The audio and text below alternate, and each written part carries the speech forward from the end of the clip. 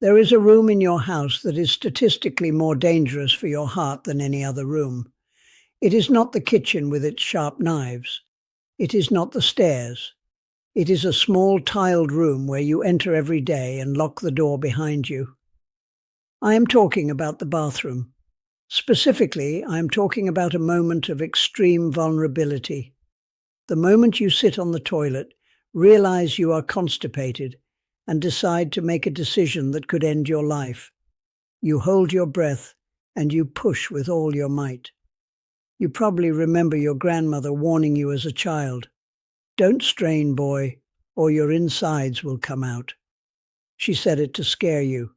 You grew up thinking it was just a silly superstition. But today, as a pathologist who has seen the results of this error too many times, I am here to tell you that your grandmother was trying to protect you from a violent hemodynamic event. She didn't know the medical term for it, but she knew that fighting against your own body ends in tragedy. Hello, I am Dr. Arthur. Welcome back to Vital Roots. My colleague, Dr. Evelyn, spoke to you about the dangers in your pillow. Today, we are going to break the biggest taboo in senior health. We are going to talk about the stroke that happens behind a locked door. If you have high blood pressure, if you are over 60, or if you suffer from constipation and think it is normal to strain until your face turns red, this is the most critical briefing you will receive this year. Because what you do in those 5 minutes of privacy can trigger a heart attack or a brain hemorrhage instantly. Before I explain the anatomy of this disaster, I need to know who I am speaking to. Be honest with me. Type the word force in the comments below if, at any point this week, you had to strain to use the bathroom. Do not be ashamed. Shame is what kills people in silence. Information is what saves them. Let us analyze the mechanism of the crime, your body. When you feel the urge to go but your bowel is blocked, your primitive instinct is to use brute force. You take a deep breath, you close your glottis, that is the valve in your throat, and you contract your abdominal and chest muscles violently to push downwards. You think you are just helping your digestion. In reality, you are arming a bomb inside your chest. In medicine, we call this the Valsalva Maneuver. It sounds technical, but the effects are catastrophic for an aging cardiovascular system. Let me describe step by step what happens inside your veins when you do this. Phase 1. The crush. The moment you hold your breath and push, the pressure inside your chest cavity skyrockets. Imagine your chest is a barrel and you are crushing it with a hydraulic press. This massive pressure squeezes the great veins, specifically the vena cava, that carry blood from your body back to your heart. By crushing these veins, you cut off the flow. The blood stops returning to the heart. Phase 2. The empty pump. Your heart keeps beating, but it is beating on empty. There is less blood coming in to pump out. As an immediate result, your blood pressure drops. Your brain receives less oxygen. This is why, often in the middle of straining, you feel dizzy. You see stars. That is your brain screaming, "Stop, I am starving for blood."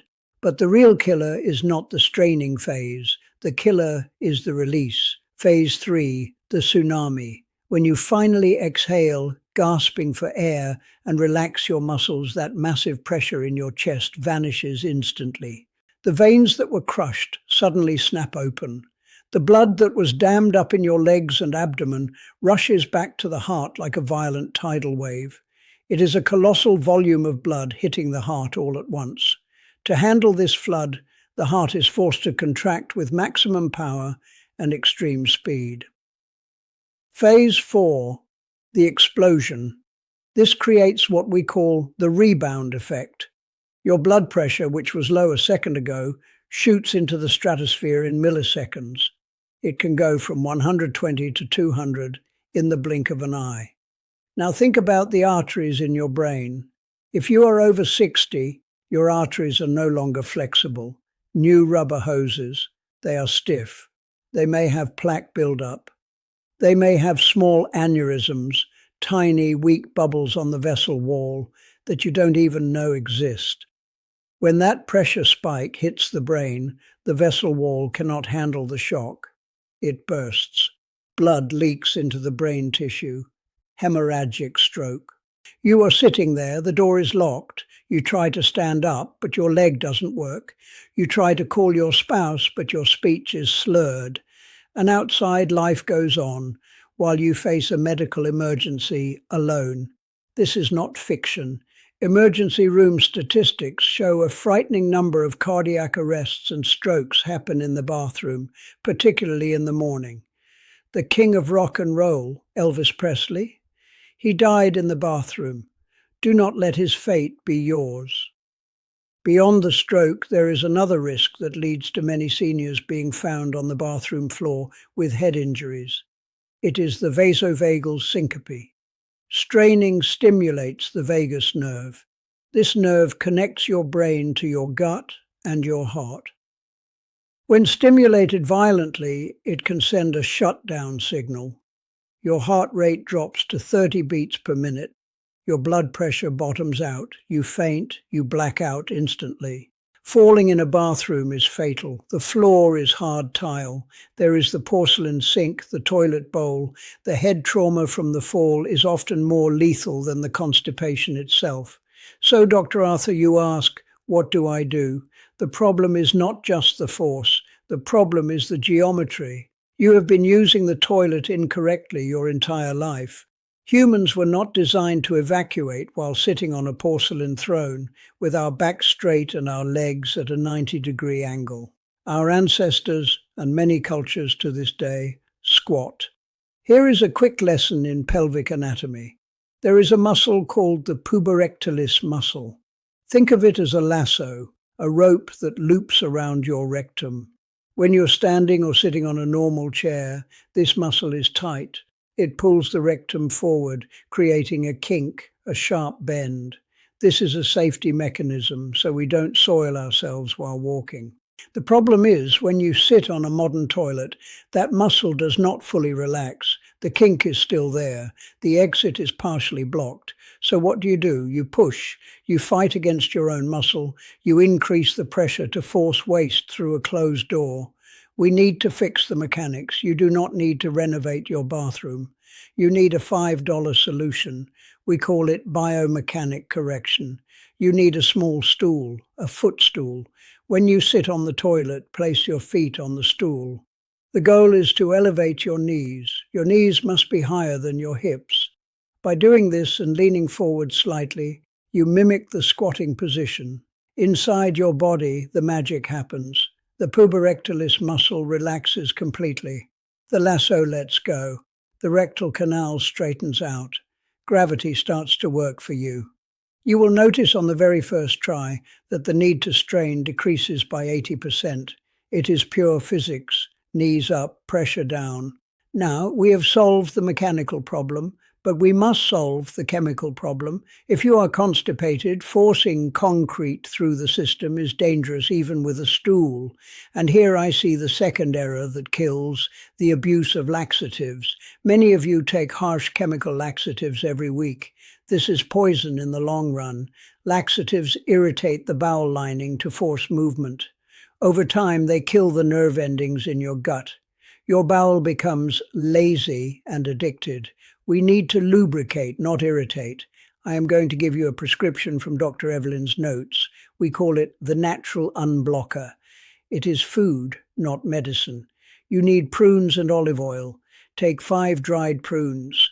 They are rich in sorbitol, which draws water into the bowel to soften the stool. Soak them in a cup of water overnight. In the morning, blend the water and the prunes until smooth. Now, the secret, add 1 tablespoon of extra virgin olive oil. The oil acts as a lubricant for the intestinal walls, allowing everything to slide without friction, without pain, and without the need for force. Eat 1 tablespoon of this mixture every morning on an empty stomach. Within 3 days, your system will function like clockwork. My friends, the message today is grave. The bathroom is not a battlefield. It should be a place of relief. If you sit down and nothing happens, do not insist. Do not fight. Stand up. Walk around the house. Drink water. Wait for the urge to return naturally. Never force a process that should be effortless. Remember the vital roots rule. Knees up, olive oil down. Protect your brain. Protect your heart. Your grandmother, with that simple warning about your insides coming out, was saving your life. Today, science confirms it. I have a personal favor to ask. Share this briefing. Send it to your stubborn brother, your father, your husband. Men especially are too proud to talk about this, but the toilet has claimed kings and presidents. Do not become a statistic. If this video opened your eyes, click the like button. It helps this warning reach the people who need it. Subscribe to Vital Roots. Turn on the notification bell. In our next briefing, we will move to the kitchen. There is a common habit you perform right after eating lunch that is overloading your heart and ruining your digestion. You cannot afford to miss it. I am Dr. Arthur. My job is to keep you alive. Mind your pressure and stop the force. Good night.